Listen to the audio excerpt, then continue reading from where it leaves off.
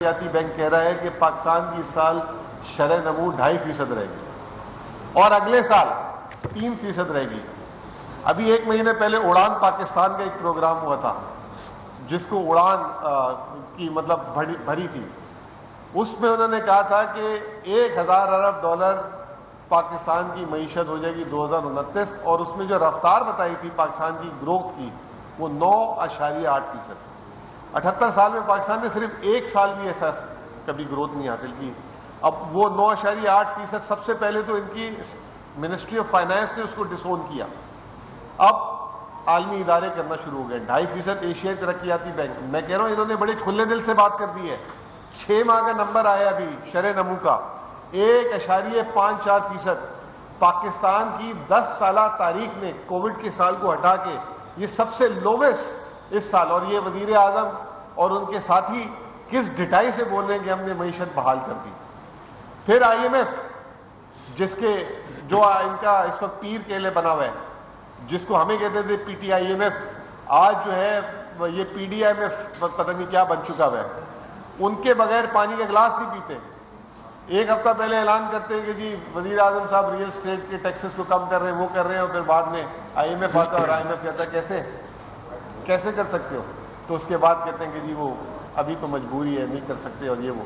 फिर उसके बाद कहते हैं आखिरी प्रोग्राम है IMF का। वकास साहब ने बोला 3 साल में 4 प्रोग्राम लिए। पहला प्रोग्राम जो हमारा था, फिर उसके बाद 9 माह का प्रोग्राम लिया, फिर ये जो अभी जो चल रहा है वो जिसके रिव्यूज, और अब हाथों हाथ नया क्लाइमेट रेजिलियंस प्रोग्राम लिया।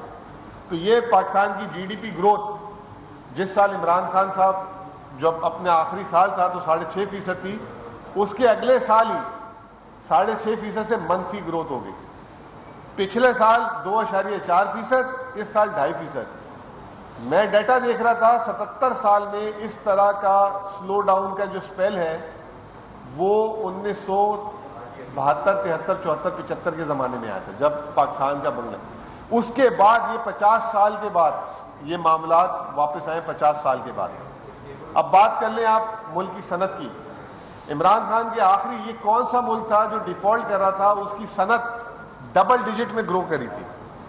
2 साल कंसेक्यूटिव डबल डिजिट में सनत 12%, 13%। वो साल आखिरी साल थे। उसके बाद से हर साल सनत ने मनफी ग्रोथ की है, हर साल सनत ने मनफी ग्रोथ की है। एग्रीकल्चर, उस साल फ्लड्स आ गए, इनका क्यों कसूर बोले।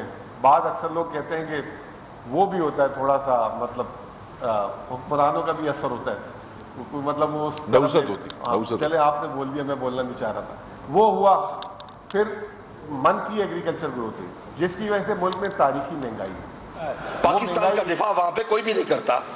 पाकिस्तान के दिफा के लिए क्या मैशत के लिए इकट्ठे होकर नहीं बैठ सकते? क्या ज़राअत के लिए इकट्ठे होकर नहीं बैठ सकते? क्या दुनिया में ऐसा नहीं किया जाता? पूरी